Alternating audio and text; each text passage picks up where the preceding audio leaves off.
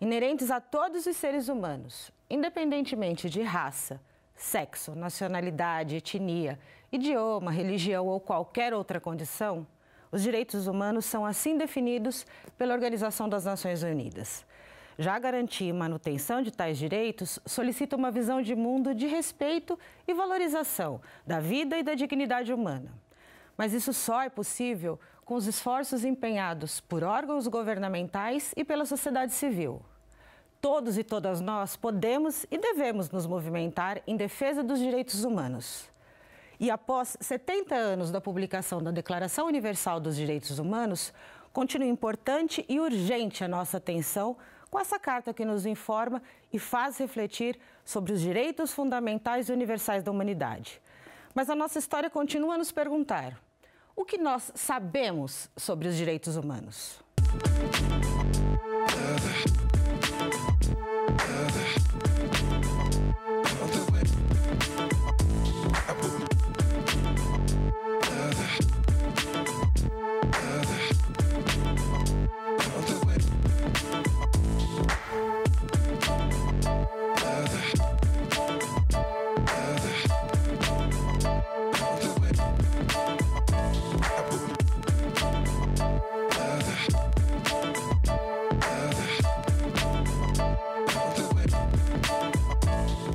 Olá, sejam bem-vindos e bem-vindas à segunda temporada do Educando para a Diversidade.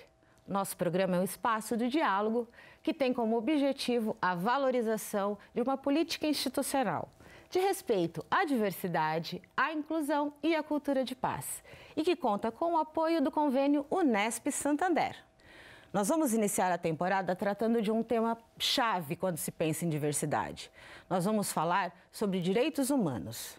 Mas que direitos são esses? E por que desrespeitá-los afeta a vida de todos nós? E o mundo está, de fato, revivendo tendências que renegam os direitos humanos? E para nos auxiliar nesse diálogo, estão conosco o Ari Fernando Maia, que é psicólogo, professor na Unesp de Bauru e é coordenador de pesquisa do Observatório de Educação em Direitos Humanos da Unesp, e que tem sede em Bauru. Também está aqui com a gente a Thaís Magalhães. Ela é especialista em Direito Público e é membro da Comissão de Direitos Humanos do Instituto de Artes da Unesp de São Paulo. Sejam bem-vindos ao Educando para a Diversidade. Obrigado. É um prazer tê-los conosco nesse primeiro programa. É um prazer estar aqui. É um prazer. E com certeza você também já ouviu falar sobre direitos humanos. Mas você sabe, de fato, o que são esses direitos? A nossa equipe de produção foi às ruas fazer essa pergunta. Vamos ouvir o que as pessoas disseram. Direitos humanos? Eu acho que as necessidades básicas de uma pessoa. Ultimamente eu ando pensando o seguinte, que direitos humanos não tem nada de direitos humanos. Defende tudo quanto é político bandido, bandidos em geral, mas os direitos humanos que é bom nada. Direitos humanos é o direito da pessoa, né? O que ela tem para sobreviver, né? Direito à vida, à liberdade, a ir e vir livremente, né? Então, você ter acesso à saúde, à educação, isso é direito humano. Agora, infelizmente, está com direito para bandido, né? Porque bandido tem todas as regalias e o trabalhador que paga tudo isso lá. São importantes para preservar os direitos da pessoa humana, para dar dignidade para aquela pessoa, para garantir direitos como saúde, a liberdade, segurança. Como muita gente tem tratado, a OAB tem tratado os bandidos como direitos humanos. Eles matam, traficam, fazem o que querem e quando são perseguidos pela polícia, e depois vem a parte da imprensa tratá-las com direitos humanos. Eu nunca vi a OAB vir procurar uma vítima. Direitos humanos é você respeitar todas as individualidades de cada um, né, como cidadão, como pessoa humana. Enfim, é você ter a sua opinião e a sua posição sendo respeitada. Os direitos humanos são básicos de todos os humanos, independentemente de partidos ou posições políticas.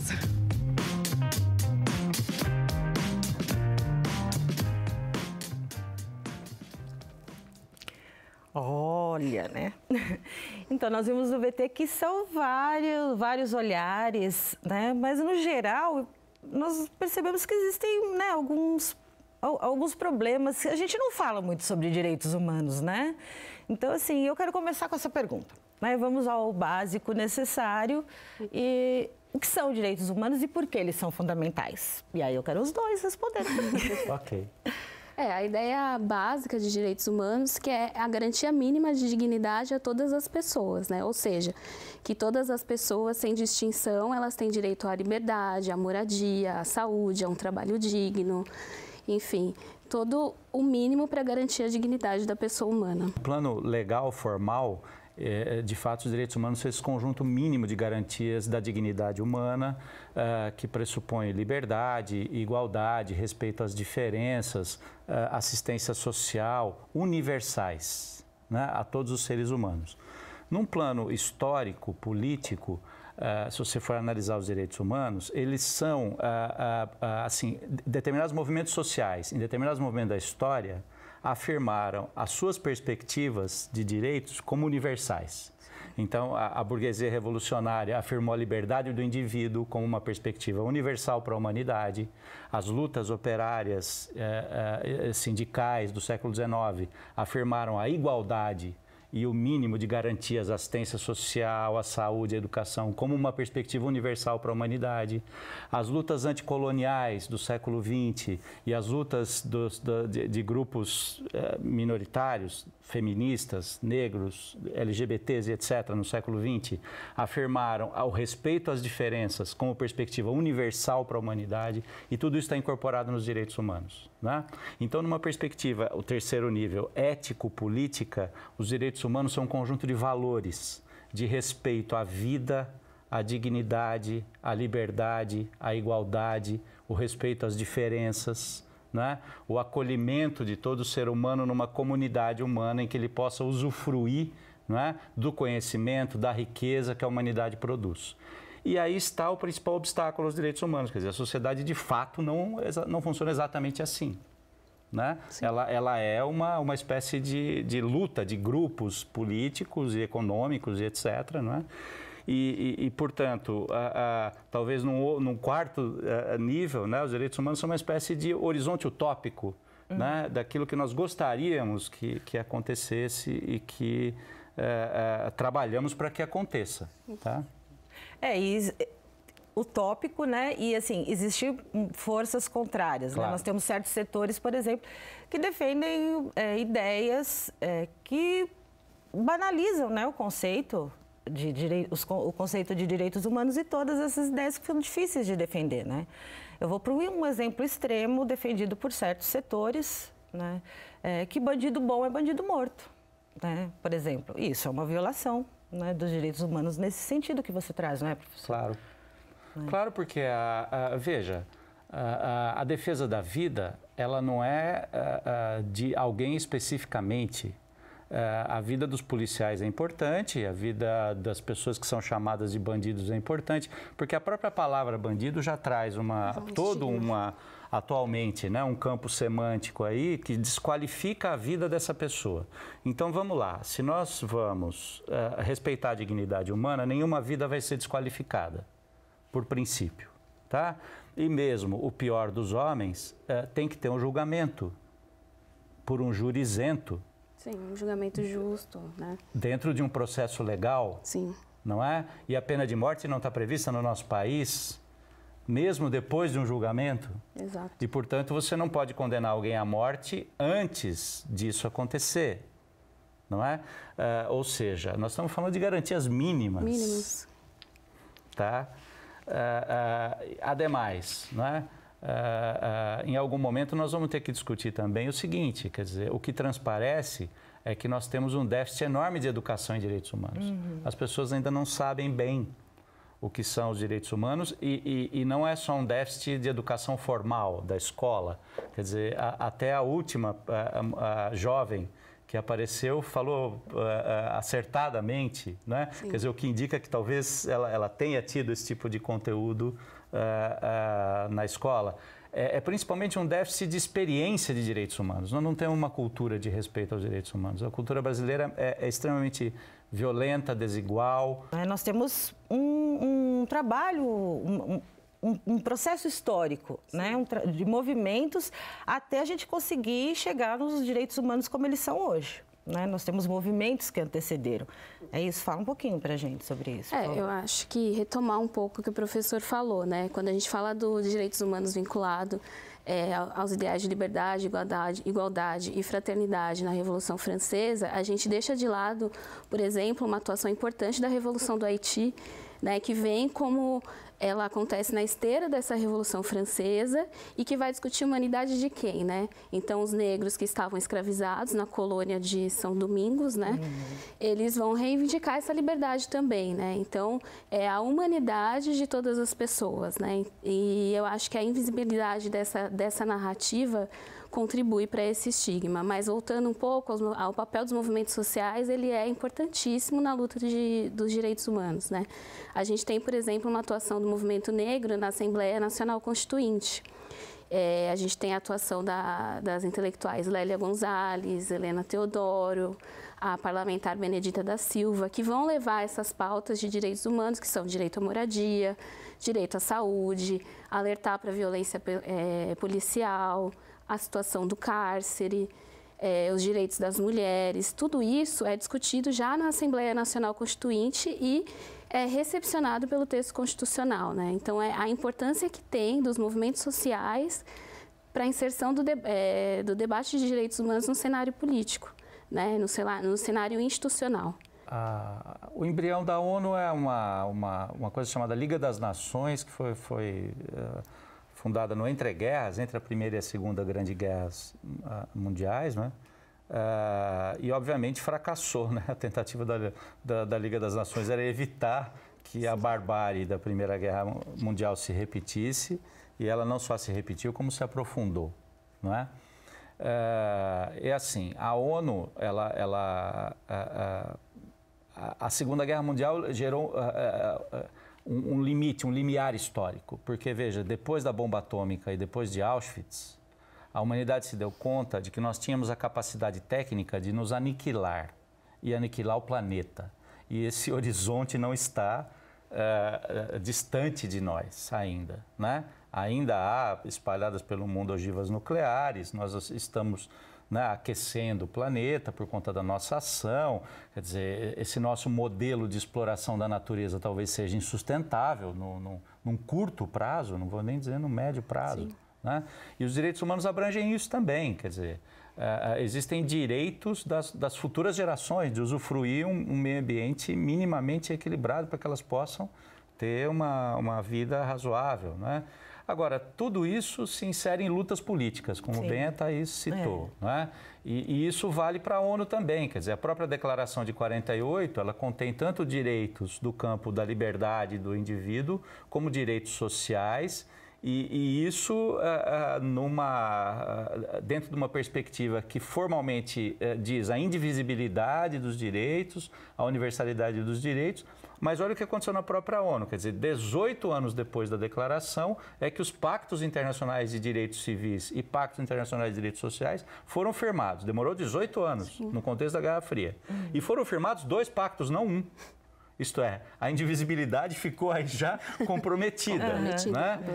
Por lutas políticas. Então, assim, eu acho que é fundamental para quem está no campo de direitos humanos e para quem pensa os direitos humanos, entender que quem vai falar direitos humanos, nós precisamos prestar atenção quem fala, de onde fala, de que lugar político fala. Qual a intenção. Qual a intenção, né? Exatamente. Porque se conhecer os direitos humanos, todo mundo conhece. Como vai utilizar, né? Com a intenção, a intencionalidade de colocar o assunto, o tema, né? E daqui a pouco a gente retoma o assunto sobre a declaração.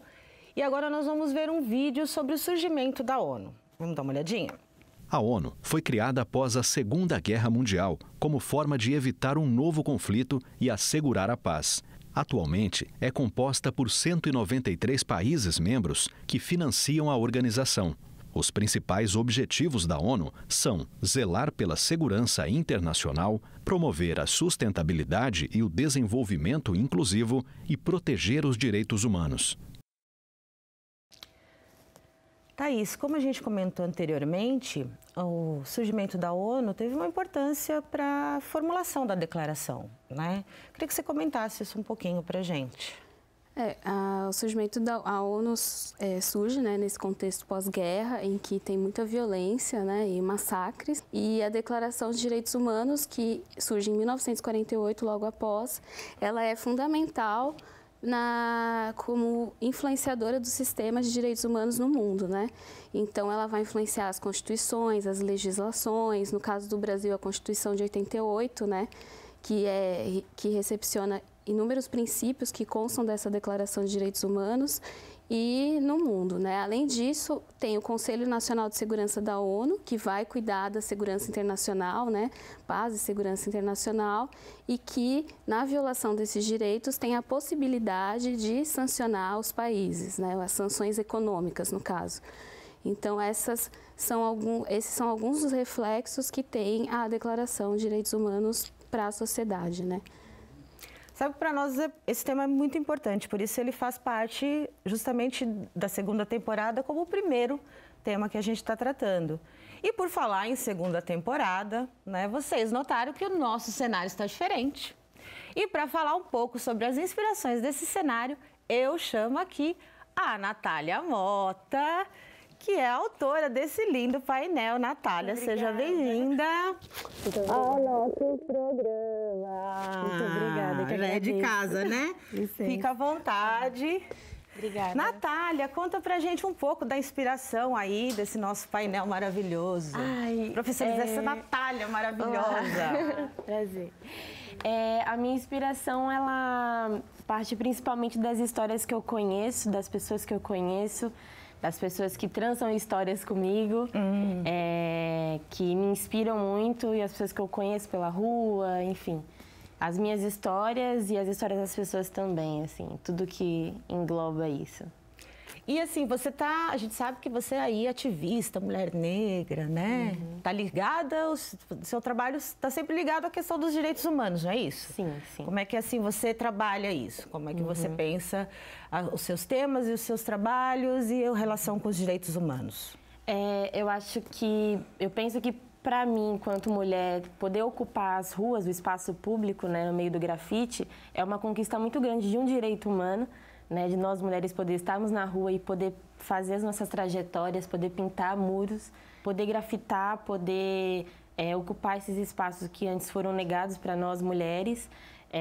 E a maneira como eu crio os meus personagens e, enfim, todas as narrativas dentro do meu grafite, basicamente pensando nas pessoas que muitas vezes foram invisibilizadas, né? Principalmente nós, mulheres negras. Então, o fato de estar na rua, poder representar essas mulheres e outras pessoas também é o fator principal da minha narrativa, da minha poética. E falasse, né, sobre o direito das mulheres, assim, das mulheres negras, né, assim, ser uma pessoa que representa é de fato realmente muito importante. Eu fico feliz pelo seu trabalho, fico feliz de ter seu trabalho aqui retratado na segunda temporada. A gente que agradece esse carinho e a sua participação. Muito obrigada, viu? Risa. E a gente vai agora para um breve intervalo e no próximo bloco a gente continua falando sobre direitos humanos. Até já!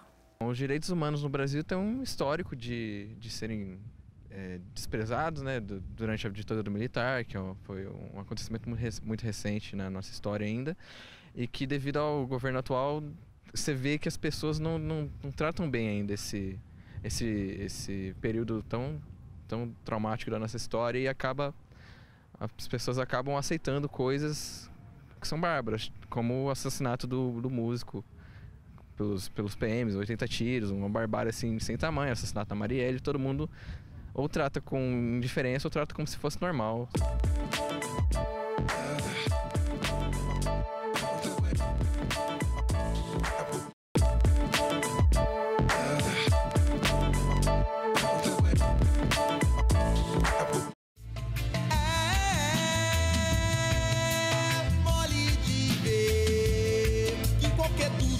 Passa mais lento pro negão, quem segurava com força chibata, agora usa farda, engatilha a macaca e escolhe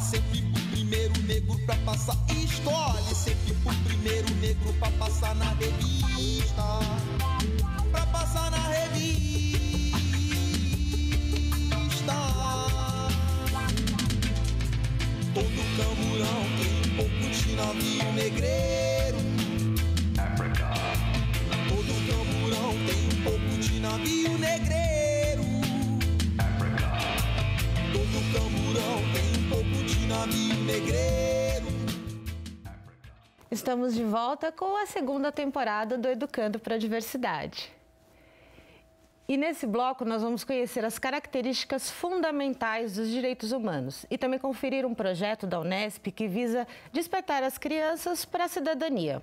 E nos ajudando nessa reflexão estão Ari Fernando Maia, que é psicólogo, professor na Unesp de Bauru e é coordenador de pesquisa do Observatório de Educação em Direitos Humanos da Unesp, com sede em Bauru.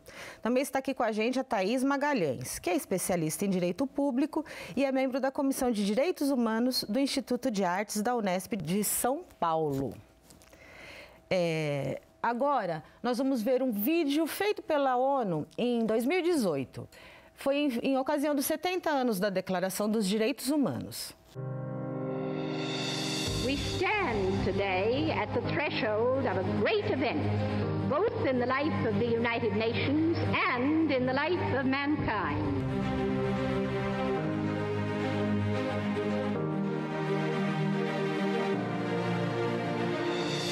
All are equal before the law and are entitled without any discrimination to equal protection of the law. Toute personne a le droit de prendre part librement à la vie culturelle de la communauté, de jouir des arts et de participer au progrès scientifique et aux bienfaits qui en résultent. لكل شخص حق في التعليم ويجب أن يوفر التعليم مجانا على الأقل في مرحلتيه الابتدائية والأساسية. Брак может быть заключен только при свободном и полном согласии обеих вступающих в брак сторон. 凡受刑事控告者，在未经获得辩护上所需的一切保证的公开审判而依法证实有罪以前，有权被视为无罪。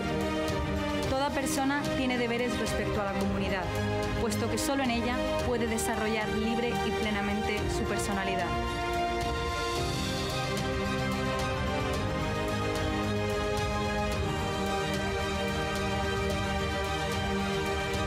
Join us in raising awareness of basic human rights.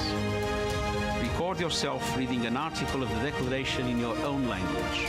Everyone has the right to a standard of living adequate for the health and well-being of themselves and their family, including food. Stand up for human rights. Add your voice.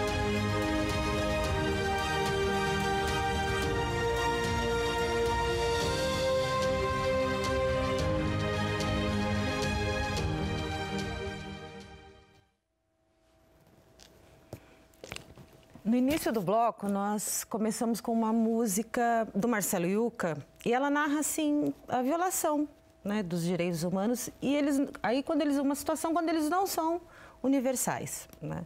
E na declaração nós temos 3 características fundamentais, não é? A universalidade, a indivisibilidade e a interdependência. Não é? Queria que vocês explicassem um pouquinho para a gente como esses itens tornam os direitos universais, né? E porque são características fundamentais. Uma coisa importante desses princípios é o seguinte: você não pode invocar um direito contra o outro.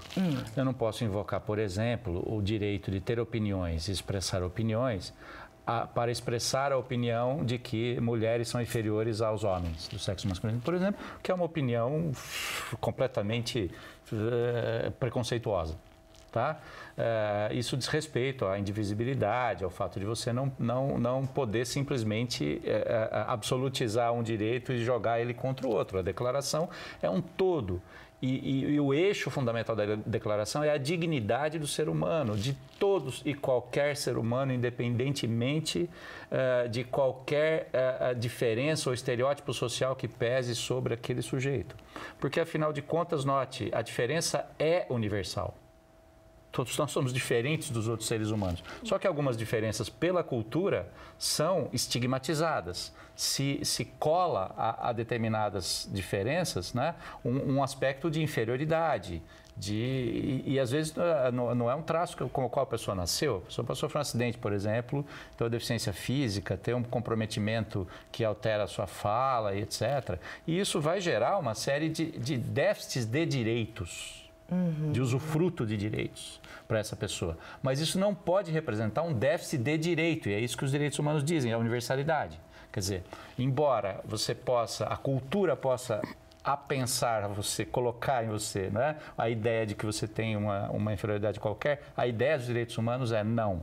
Você é uma parte da comunidade humana, você tem direito de usufruir plenamente todos os direitos. A ideia é que não haja hierarquia em nenhum dos direitos, né, entre essas pessoas. Essa é a ideia dos direitos humanos, né? Fundamental que ele seja destinado a todas as pessoas, independente de classe, raça, gênero, orientação, né? Então é fundamental. Por isso que é tão importante o programa Educar para a Diversidade. A educação em direitos humanos é tão importante exatamente por isso. Quer dizer, qual traço da nossa cultura faz com que um homem que se separa de uma mulher se sinta impelido a persegui-la?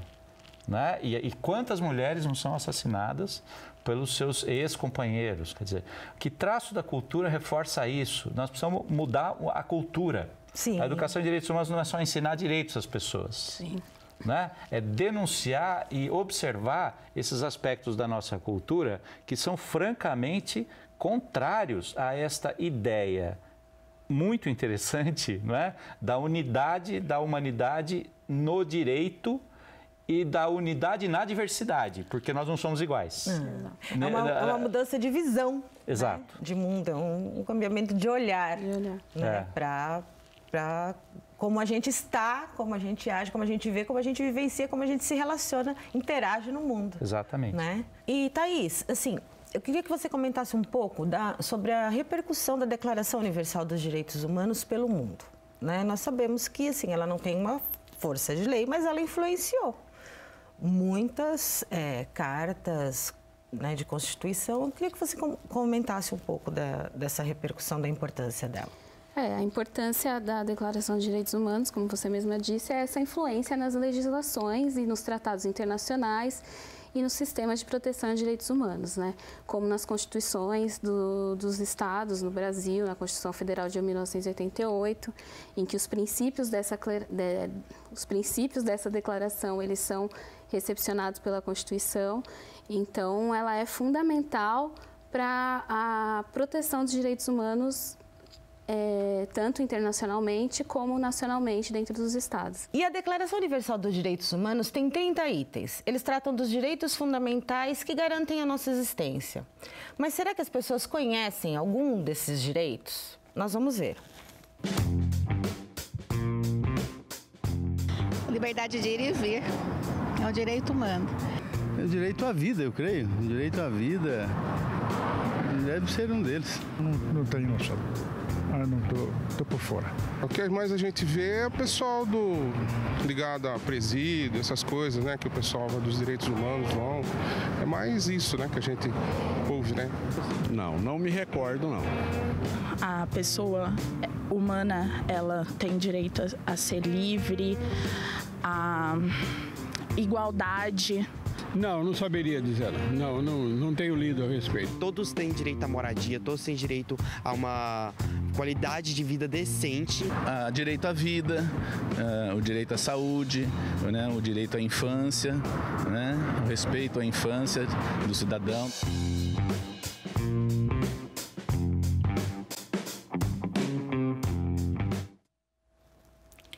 Thaís, todos têm direito, né? Mas nós temos, assim, às vezes, a percepção de que uma ideia, né, que os direitos estão um pouco relacionados à questão de privilégio, né, um privilégio, uma conquista por mérito.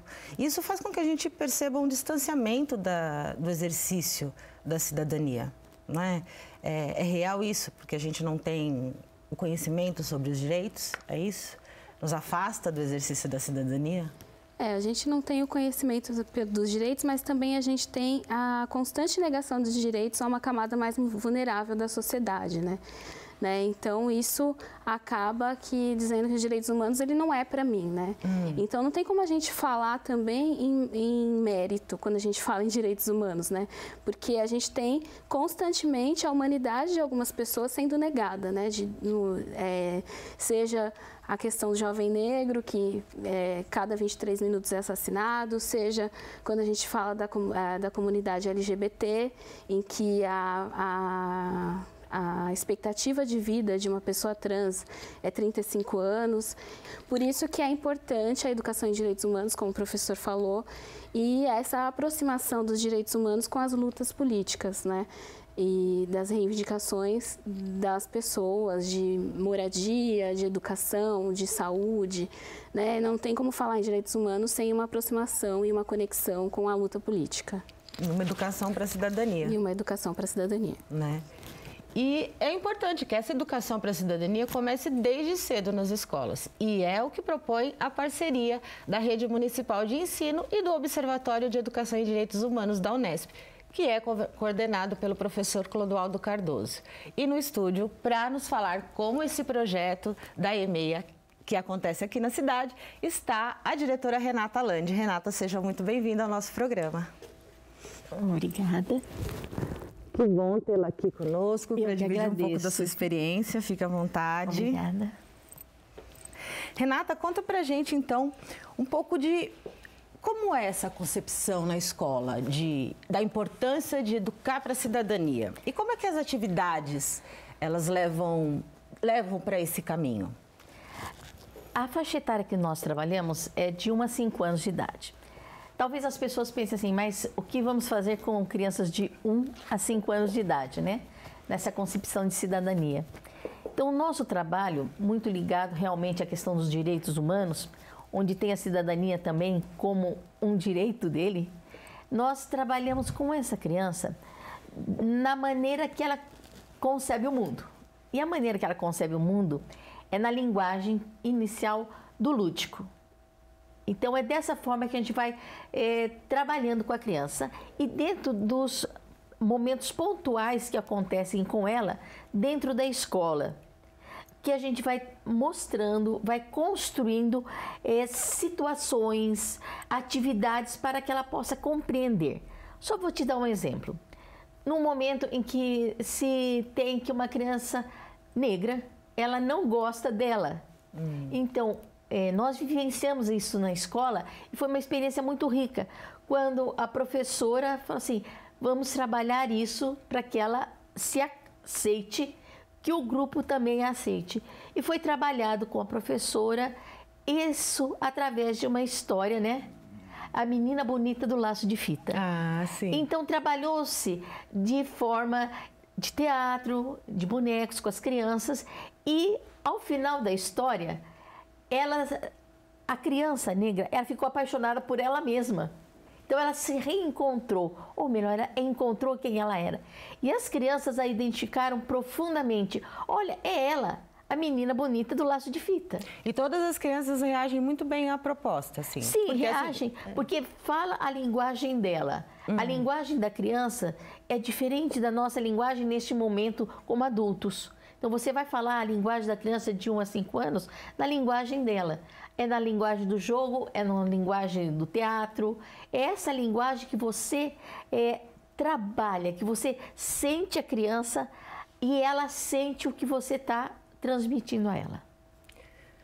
Professora Ari, essa parceria, né, do observatório com a escola, ela transcende, né, os muros da universidade, um observatório que tem mais de 10 anos de existência, né? Fala um pouco para a gente sobre a importância desse trabalho, do observatório, a proposta, como é que essa parceria acontece? Bem,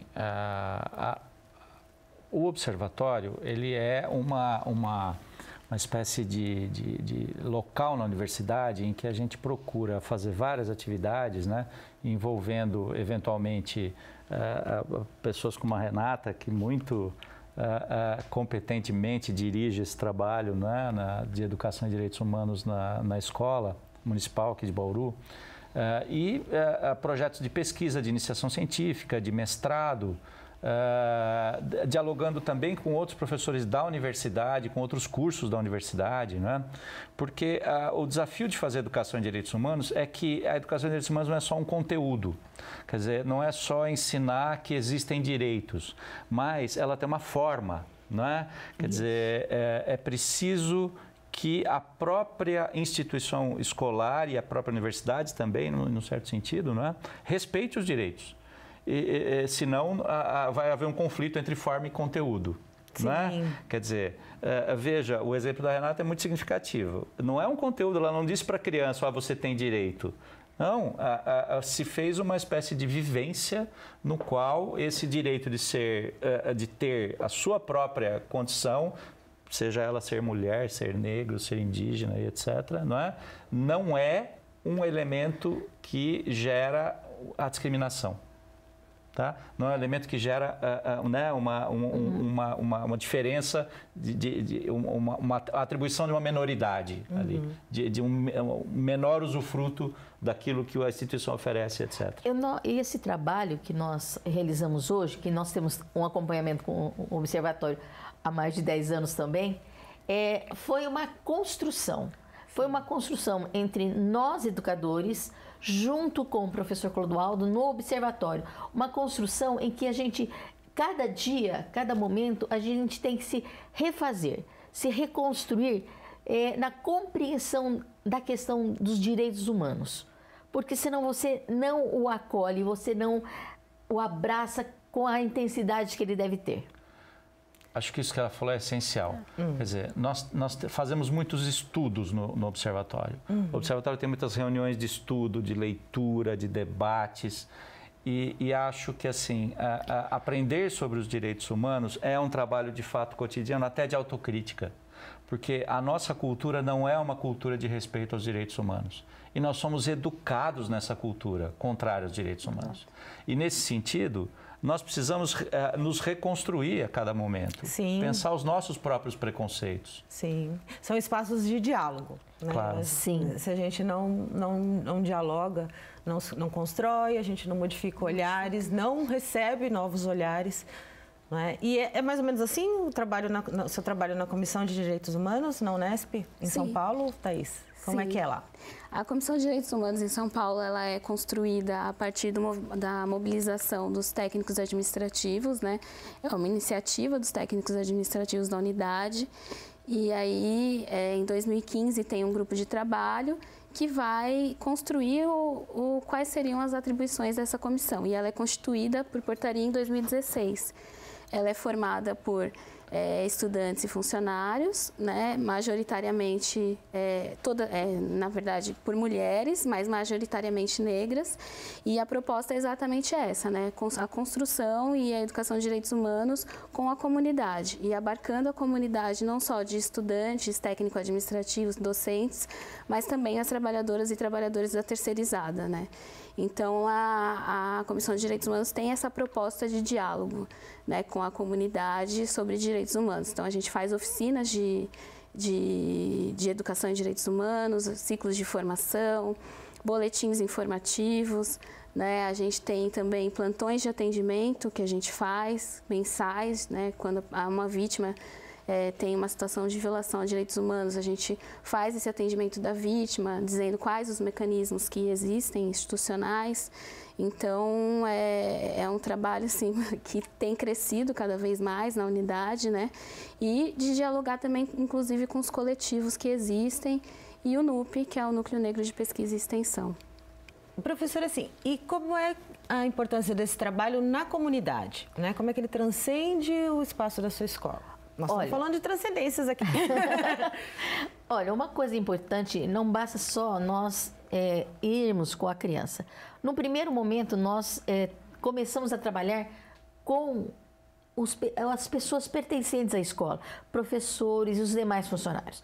Porque senão não haveria realmente uma fluência, um sentimento que permeasse a todos. Isso nós começamos lá no início mesmo, né, há quase uns 8 anos atrás, com a presença do professor Clodoaldo conosco. E também, ao passar pelos funcionários, você chega às crianças. Mas, além deles, eu iniciei um trabalho com os pais, para que eles pudessem também compreender o que nós realizávamos. Hoje faz parte do nosso PPP, né? A questão dos direitos humanos também.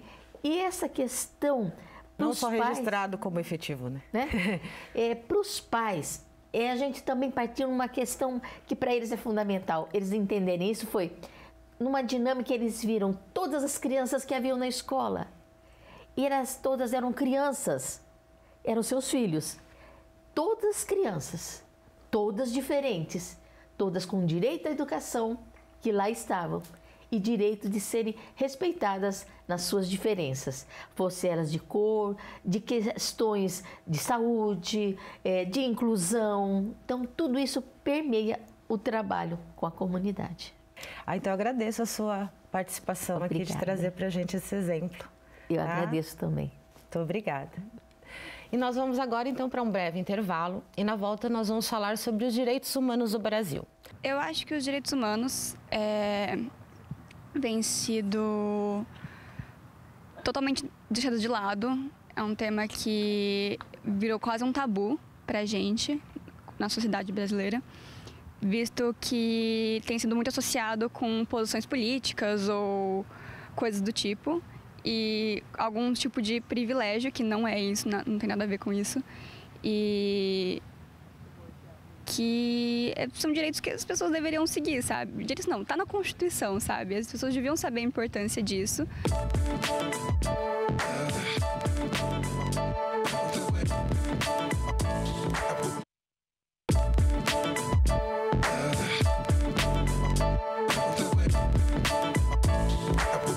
O Educando para a Diversidade está de volta e nós iniciamos essa segunda temporada falando sobre um tema-chave para pensar a diversidade. Nós estamos conversando sobre direitos humanos.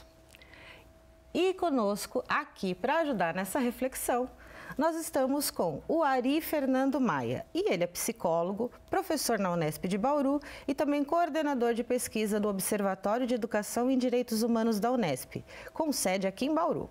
E também a Thaís Magalhães, que é especialista em Direito Público e membro da Comissão de Direitos Humanos do Instituto de Artes da Unesp de São Paulo. Na Constituição de 1946, os direitos fundamentais já constavam registrados. Mas o Brasil só passa a ser um país reconhecido como que se preocupa com os direitos humanos na Constituição de 1988. É certo isso, né? Por quê? A gente pode pensar, talvez didaticamente, né, que há certas dimensões dos direitos humanos que foram se consolidando historicamente. Então, desde a Revolução Francesa, direitos de liberdade dos indivíduos, né? O direito de ter propriedade, o direito de expressar suas opiniões, o direito de ser considerado inocente até um julgamento isento e justo, tudo isso se consolidou durante já o século XIX. Mas a Declaração de 48, ela tem uma segunda dimensão dos direitos, que são os direitos sociais. Educação, saúde, assistência social, trabalho, lazer e cultura. Então, assim, quais são os fundamentais? Os fundamentais são todos. E inclusive os que vieram depois. Né? Quer dizer, os direitos de proteção das minorias, a criação de políticas públicas que são, em alguma medida, compensatórias para situações sociais e históricas de desvantagem para determinados grupos. A Constituição de 88, ela é muito boa do ponto de vista dos direitos humanos, porque ela teve uma participação intensa dos movimentos sociais. Por causa desses representantes e dos movimentos sociais que estavam por trás deles, que eles representavam, né, de fato, que nós temos essa Constituição tão boa. E que se coloca em risco no momento em que você tem pessoas em destaque, não é? Política, na mídia, não é? Que fazem declarações que são absolutamente contrárias. Sim. À proteção de minorias, ao direito à vida, ao direito à liberdade, a todo um conjunto de direitos. E quando uma pessoa assim em destaque na política ou na mídia diz essas coisas, ela cria uma situação terrível, porque algumas pessoas que seguem essas outras pessoas se sentem autorizadas a praticar atos de violência. Como se a Constituição e a lei não preservasse os direitos de todos. E, Thaís, assim, quando a gente fala em minorias, né, nós estamos falando em minorias políticas, não necessariamente em número de população. Claro. Porque, vê, né, Thaís, assim, nós temos a população negra, não é? Que é a maioria da população hoje. Não é? Mais de 50% da população. E é violada em seus direitos historicamente, né? Existe e estruturalmente é violada nos seus direitos. Então, quando a gente fala em minorias, é isso, não é? Exatamente. Uma minoria política e uma maioria marginalizada, né? Não é isso? Exatamente. A gente tem constantemente a violação dos direitos humanos, sobretudo para as minorias, como eu já falei. Minorias não, né? As maiorias marginalizadas. Então, sistematicamente, os direitos das pessoas negras, das pessoas LGBTs, né? A gente tem uma questão do racismo que estrutura as relações sociais no Brasil, né? Então, é importante a gente voltar para esse lugar de como se estabelecem as relações sociais no Brasil, né? O racismo, ele é fundante nessas relações.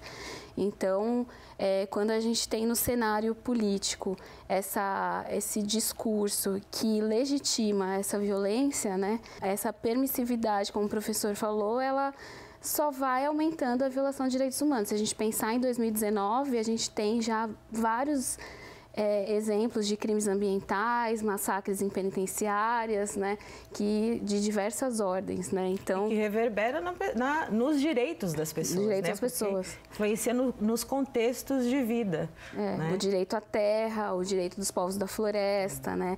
Então, a gente ainda é difícil mensurar. Só se a gente pegar só 2019, a gente é difícil mensurar o tanto que retrocedemos com relação aos direitos humanos, né? O respeito aos direitos humanos. E nós temos aqui também a informação do relatório de referente a 2018 da Organização Internacional dos Direitos Humanos, que diz que dos 30 tópicos analisados, em 13 o Brasil apresenta problemas. E os mais críticos é em relação à violência, à liberdade de expressão, o direito das mulheres, dos refugiados e da comunidade LGBT. Mas também diz pra gente que o Brasil abandonou a cooperação internacional. E eu queria que vocês dissessem assim, como é que o Brasil fica em relação a esse movimento internacional? Como é que a gente fica como é que fica o Brasil na ONU em relação a isso? Uau, essa é uma questão bastante complexa. Quer dizer, é bastante notório, quer dizer, acho que essa questão última, muito recente, né, das queimadas na Amazônia demonstrou que não é sem consequências, não, né? Há consequências, você romper tratados, né? A questão da proteção ao meio ambiente é uma das dimensões já consolidadas dos direitos humanos, né? Diz respeito aos direitos das futuras gerações de usufruírem um planeta para sobreviver, né? Razoavelmente equilibrado, não é? E assim, podem ter consequências comerciais, podem ter consequências de longo prazo, né? No sentido de o Brasil ficar cada vez mais isolado, né? Das cooperações internacionais. E as cooperações internacionais são fundamentais, quer dizer, o mundo hoje tem que ser pensado como um todo mesmo, não é? Um país do tamanho do Brasil pretender se isolar é realmente uma pretensão estranha, né? É um projeto político estranho. Direitos não podem ser confundidos com privilégios. Muitas pessoas que falam contra os direitos humanos usufruem totalmente os direitos. Exatamente. Não é? São pessoas que têm dinheiro, que tiveram educação, que têm acesso à cultura. Não são todos que desconhecem, né? Não são todos que desconhecem. E aí essa pessoa nega a outros, né, que não têm esses privilégios outros que essa pessoa tem, né, o usufruto de direitos. Isso é francamente absurdo, isso é inaceitável, né? E, embora seja corriqueiro. Essa violência dos direitos humanos, né, essa é parte de um projeto político. A gente não pode tirar isso de perspectiva, né? Que é parte de um projeto político que desumaniza as pessoas e né, que culmina no genocídio da população negra. Enfim, é um projeto político muito bem arquitetado, né? Sim. É que é isso, né? Que traz para uns esses direitos e nega para outros. Então a gente pode perceber que realmente faz parte de uma ideia, de um olhar para uma sociedade onde se quer uns e não outros. Exato. Né? E como é que a gente elimina essas pessoas que a gente não quer. Exato. E nós vamos ver agora um trecho do documentário Orestes. Ele trata da violência que foi infligida pelo Estado durante a ditadura civil-militar e na atualidade. E a impunidade que cresce impulsionando os discursos de ódio. A direção do documentário é de Rodrigo Siqueira. Juntou aquele monte de gente na frente da minha casa, eles levou um tiro, eles foram um tiro, e eu fui até o hospital reconhecer e infelizmente era ele. Do hospital eu fui para a delegacia tentar saber o que aconteceu e também para liberar o corpo dele. E o delegado simplesmente colocou uma arma em cima da mesa e disse: esta arma estava com seu filho. Só que eu levei um choque tão grande porque um menino desse, que só brincava, que só sorria, que só era um moleque. Literalmente, como a palavra diz, um moleque. A única pergunta que eu consegui fazer foi: meu filho machucou alguém? O delegado ficou meio sem jeito e falou: não. Então, a única prova que nós temos até hoje de que meu filho estava armado, trocou tiro e roubou o carro, fez tudo isso aí, a única coisa que nós temos é a língua dos policiais, mais nada. Se você fosse somar todos os boletins de ocorrência, a maior parte deles ia ter a seguinte narrativa, como teve o caso da dona Eliana. Um suspeito de algum crime que já é tido como culpado, muitas vezes crime contra o patrimônio, um furto, um roubo, é supostamente perseguido por policiais.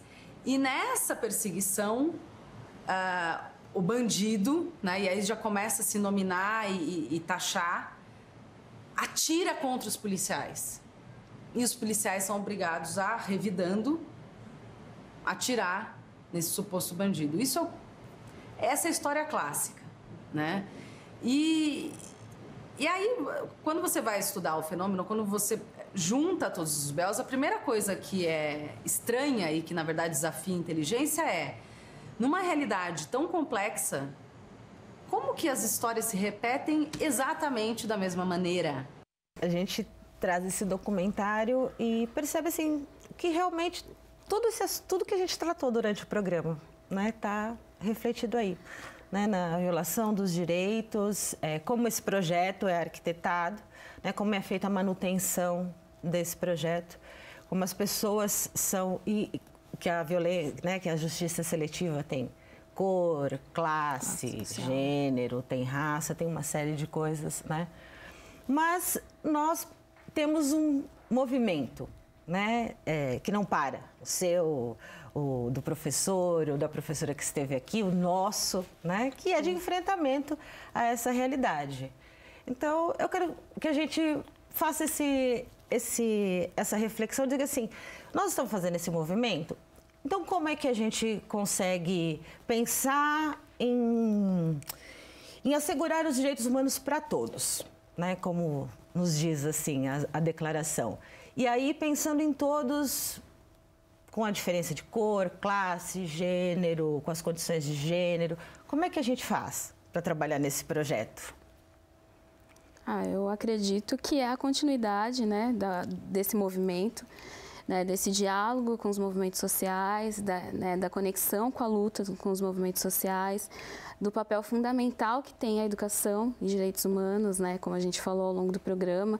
Então, eu acho que não tem outra maneira, né, a gente ir se apropriar do que a gente tem de ferramenta para fazer com que esse diálogo realmente ocorra, né, com todas as pessoas, independente da sua condição. Acho que a Thaís falou tudo aí, é continuar na luta mesmo, né? Entender que é um projeto de sociedade que não é essa sociedade brutalmente desigual, violenta, que trata alguns dos seus membros como pessoas de bem e outros como pessoas que devem ser excluídas para que possa existir uma paz, etc. Essa é uma concepção errada, não é?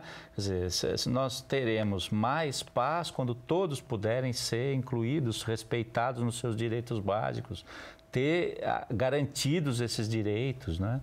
Quer dizer, enquanto o Brasil foi essa sociedade brutalmente desigual, racista, misógina, suicida, porque se nós queimarmos tudo, isso é suicídio coletivo, não é? Essa lógica da guerra precisa ser interrompida, né? Então, há inúmeros desafios educacionais, culturais, aos movimentos sociais, não é? O mundo é extremamente complexo, a sociedade não é simples, o mundo não é simples, não é? Receitas simples para problemas complexos são erradas. É desafiador. Nós precisamos estudar bastante também essa questão, né? Quer dizer, fazer pesquisa sobre direitos humanos é pesquisar onde se encontram os focos de resistência. Exato. Por quê? De que forma são construídos esses focos de resistência? Como é que a gente faz para estabelecer diálogo? Está dificílimo dialogar, não é? As redes sociais dificultaram o diálogo. Exato. Porque formam-se fossos digitais, né? As pessoas ficam encarceradas, né? Dentro de redes que só falam aquilo que ela quer escutar. São diversos olhares, diversas formas de ver o mundo, de ver a vida, e aí as formas de respeitar e preservar a vida. Exato. Né? E eu acho que está aí o direito, né? Assim, como é que o outro respeita a vida, como é que é a forma. E a gente precisa respeitar a vida, né? E é uma lição difícil mesmo, né, professor? É uma lição que a gente pena para aprender. Para aprender, né? Mas estamos aqui para isso e firmes nessa luta. E agradecendo a vocês, então, a participação e a colaboração, que é lógico, a gente não quer esgotar esse debate, não quer esgotar, mas a gente quer estimular. Sim. E agradecendo que vocês estejam aqui com a gente disponíveis nessa batalha. Eu que agradeço, em nome do Observatório de Educação e Direitos Humanos, a possibilidade de participar. Também agradeço em nome do IA, né, do Instituto de Artes. A gente tem um trabalho bastante bacana com todas as unidades, né, tenta dialogar com as unidades. Então, agradecer e continuar no caminho, né, a gente não perder de vista esse caminho, que é importante a gente continuar e seguir, pelo respeito aos direitos humanos. Isso. A gente agradece, a TV Unesp continua à disposição. E o Educando para a Diversidade tem o objetivo de fomentar essas discussões, que são sobre inclusão e diversidade. Esse é um programa que conta com o apoio do convênio Unesp Santander. E no nosso canal no YouTube, todos os episódios já exibidos ficam à sua disposição. Você se inscreve, acessa todos os nossos conteúdos, fica por dentro das nossas novidades e eu te espero no próximo episódio. Até lá!